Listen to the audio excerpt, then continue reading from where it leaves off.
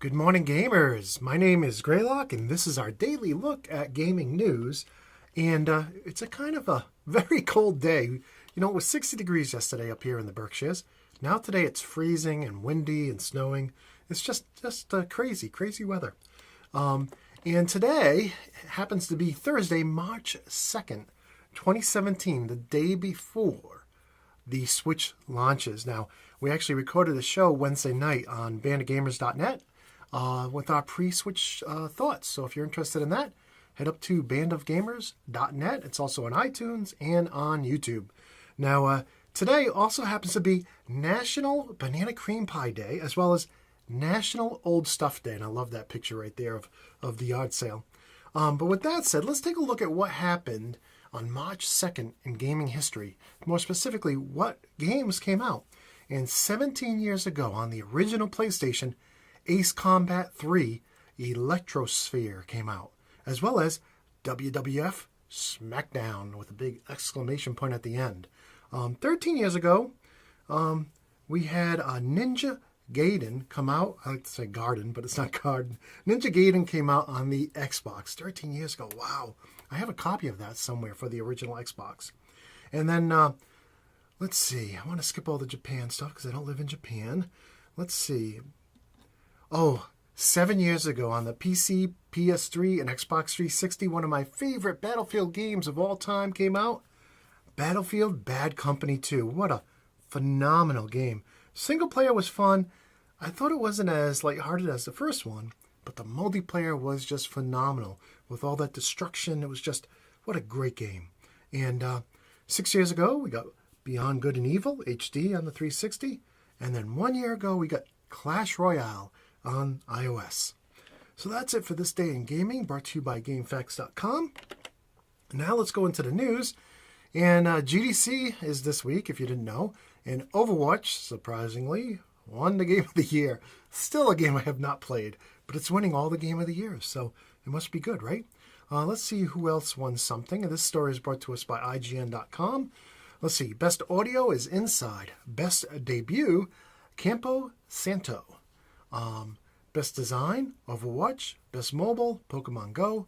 Innovation Award, No Man's Sky. Congratulations, guys. I know you get a lot of bad press, so it's nice to get some good press. Best Narrative, Firewatch. Best Technology, Uncharted 4. Best Visual, Inside. Best VR, Job Simulator. Audience Award, Battlefield 1. Guess the audience is still loving it. Best Game of the Year, Overwatch. Pioneer Award, Jordan Menchner, Prince of Persia creator. Menchner. An Ambassador Award, Mark DeLaura, formerly of Nintendo, Sony, THQ, and Ubisoft. And Lifetime Achievement, Tim Sweeney of Epic Games. A very epic company. So let's move on to our next story here. And at GDC, we saw some early tech of Borderlands 3. It was a demo showing off the Unreal Engine 4.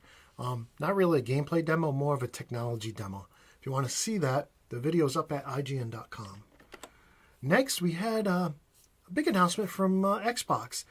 They're announcing a creators program that'll allow virtually any programmer to use a standard Xbox One to create Xbox Live enabled games for the Xbox One or Windows 10 PC. Totally open, totally, to support, anybody who wants to, publish games using the unified Windows platform. So this is pretty cool. This really lowers the bar for people that create Xbox Live enabled games. So good job, Microsoft, on doing that. Next, we have some talk. IGN had in their Unlocked, really good podcast, their Unlocked podcast, they had one of our favorites, Phil Spencer, on the show, and he was talking about just maybe, they'll do something, some kind of Scorpio event before E3, because he said he really wants E3 to be focused about the games.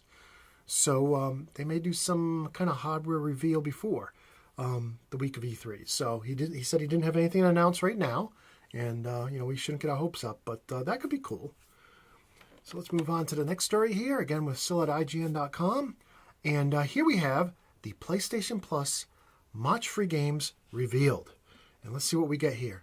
This Jam for the PS4, Tearaway Unfolded for the PS4, Under Night in Birth, PS3, Earth Defense Force 2025, PS3, Lumo, PS Vita, and it says something about cross-buy on PS4, and then Severed, PS Vita.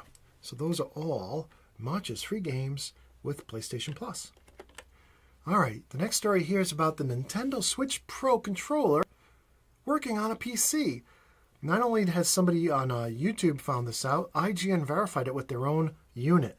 So the Pro controller apparently can be synced with your PC using Bluetooth and used with your PC to play games. That's really weird. Do you think they'll patch it so it doesn't do that? I hope not, because Xbox controllers can be used on the PC. However, when it's synced, you cannot have it plugged into USB-C. So that's a downside. Also, they tried it with other devices like Android devices, but the response time wasn't there, so it wasn't usable. So in any case, that's very interesting. So anybody who's getting a Nintendo Switch tomorrow, and if you're getting a Pro controller, you may want to try that out. Try it out on your PC. All right, next, this is a big story for me. Oculus Rift and Touch Bundle get price cut. And what this is saying is that you used to have to buy the Rift for $600 and the Touch for $200, or a bundle for $800. And that was the same price as the Vive, right? But now they're putting them together and making the bundle $600. That's a $200 savings. And if, like me, you already bought an Oculus, you can now get the Touch at half price at $99, which is very cool. But it's not just that. They're throwing in this Epic Games VR shooter called Roble Recall, which was just in the news earlier this week. So that's cool too. So that's a pack-in game you'll get for free when you buy the Touch. Now, I'm not feeling too bad because I got mine $100 off at Christmas time. So by buying the Touch right now at $99, I'm still at that $600 mark. So that's cool. And it has me thinking of not only how I'm going to come up with $99 to buy the Touch, but also how am I going to rearrange my game room, which you can kind of see at on the bandofgamers.net podcast, so I can kind of walk around and shoot those baddies. And speaking of which, Roble Recall has already been reviewed by a number of sites, right? And they're saying they love it. They love it. I think IGN here gives it an 8.5. And it's really cool.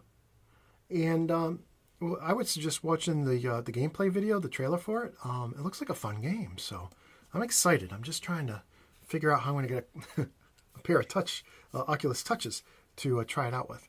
But very cool. And with that, that's it. That's it for today's show.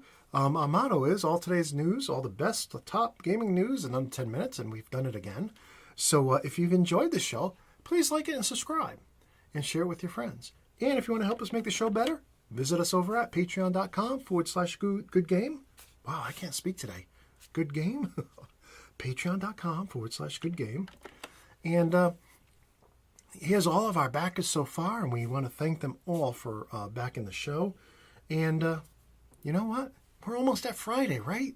TGIF. Can't wait till tomorrow. So until then, enjoy your Thursday, March 2nd. And I just want to wish you all peace.